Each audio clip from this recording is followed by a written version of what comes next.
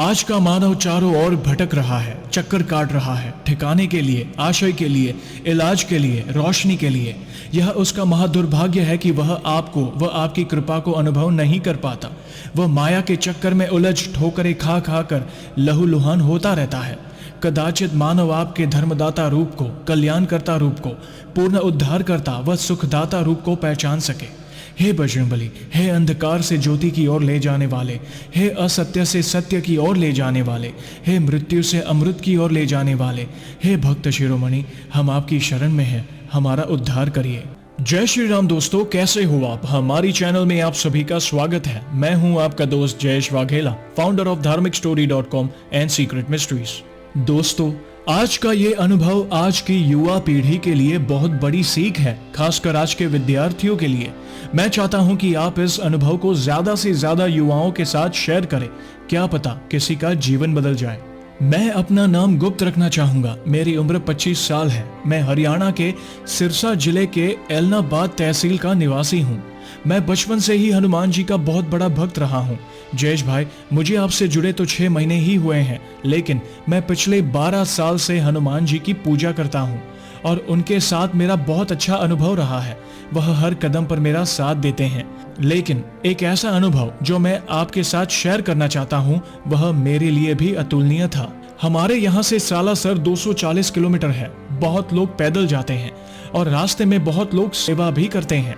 मैं भी 2 बार पैदल गया हूँ। लगभग हर साल किसी न किसी साधन पर सालासर जाता ही हूँ, लेकिन कोरोना की वजह से मैं 2 साल सालासर नहीं जा पाया। 2014 से 2018 तक मेरे कॉलेज के बैच थे। मैंने मेडिकल की पढ़ाई की थी, फार्मेसी की डिग्री के लिए। मेरे 3 साल बिल्कुल क्लियर हो गए थे, लेकिन अंतिम साल में मेरा एक एग्जाम रह गया। अगले साल फिर मैंने वही एग्जाम दिया, लेकिन फिर रह गया। फिर 2 साल कोरोना की वजह से एग्जाम नहीं हो पाया। फिर ना तो एग्जाम क्लियर हो रहा था और ना ही मेरे पास कोई काम था। फिर मैंने हनुमान जी का नाम लेकर किराए पर लाइसेंस लिया और एक मेडिकल शॉप की ओपनिंग की। फिर 6 महीने बाद मेरे एग्जाम के फॉर्म ओपन हुए। मैंने फॉर्म भरे और एग्जाम की तारीख आ गई, लेकिन दुकान पर बिजी रहने के चलते मुझसे पढ़ाई नहीं हो पाई और मैं टेंशन में आ गया। पहले से मैं बहुत परेशान था एग्जाम को लेकर। टेंशन के मारे मैंने वह किया जो नहीं करना चाहिए था। मैंने एग्जाम में नकल करने के लिए पर्ची बनाई, लेकिन उसमें भी अनुभव ना होने की वजह से मैं पकड़ा गया और मेरे पर यूएमसी बन गई। मैंने हनुमान जी से शिकायत भी की कि मेरे साथ ही ऐसा क्यों होता है, लेकिन इतना भी पता था कि गलत काम में हनुमान जी थोड़ी ना साथ देंगे। फिर मैंने यूनिवर्सिटी जाकर मेरी यूएमसी क्लियर करवाई।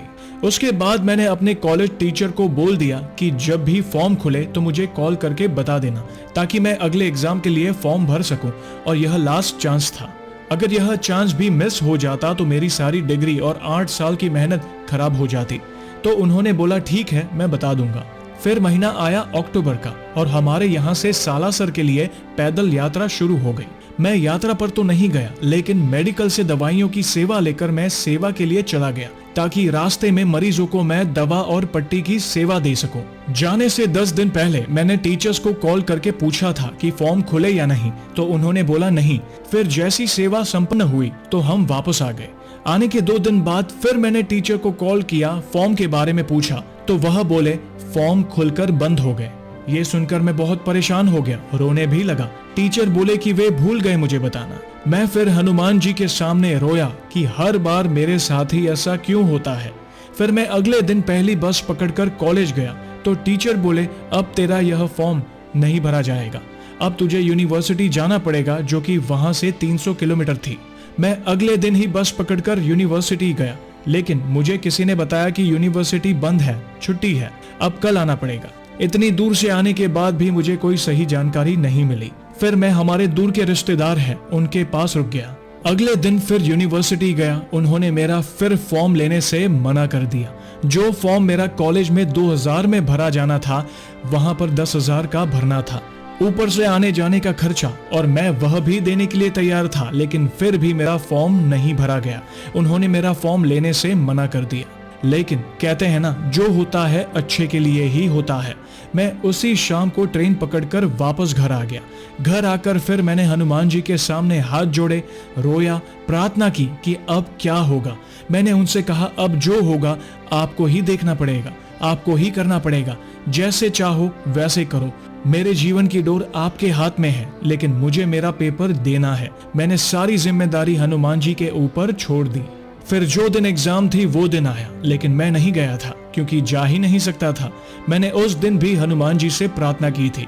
फिर उस दिन शाम को 4 बजे कॉलेज से टीचर का फोन आया। वह बोले, सुबह आकर फॉर्म भर जाना, एग्जाम कैंसिल हो गए हैं। ये सुनकर तो मैं थोड़ी देर के लिए स्तब्ध रह गया। मेरी खुशी का ठिकाना नहीं रहा और मैंने हनुमान जी को तभी इतना धन्यवाद किया कि मेरे दिल में जितनी खुशी थी मैंने सभी उनके साथ जाहिर की। फिर वही फॉर्म 10,000 की जगह 2,000 में भरा गया और जयेश भाई मेरा एग्जाम भी हो गया और प्रभु की कृपा से एग्जाम क्लियर भी हो गया। क्योंकि वो लास्ट चांस था, मैं बहुत खुश हुआ। शायद यह मेरा सालासर यात्रियों के लिए निस्वार्थ सेवा का फल था। भगवान ने जब दिया तो सब इकट्ठा ही दे दिया। मैं फिर से हनुमान जी को बहुत बहुत धन्यवाद कहना चाहूंगा। मैं उन्हें हमेशा अपना मित्र मानता हूँ। शुक्रिया हनुमान जी हर कदम पर मेरा साथ देने के लिए। तो दोस्तों, देखा आपने कैसे प्रभु ने इस भक्त को अपनी मंजिल तक पहुंचाया। निस्वार्थ सेवा में बड़ी शक्ति होती है। हमारे प्रभु बहुत ही दयालु हैं। वे कभी भी आपको निराश नहीं होने देंगे। तो ऐसे ही है हमारे बजरंगबली। तो दोस्तों, कैसी लगी श्री हनुमान जी के चमत्कार से जुड़ी आज की ये वीडियो को लाइक और शेयर जरूर करिएगा ताकि ज्यादा से ज्यादा लोगों तक श्री हनुमान जी की महिमा को हम पहुंचा सके। और जल्द ही एक और सच्ची घटना के साथ हम वापस लौटेंगे। तब तक जय श्री राम, जय हनुमान।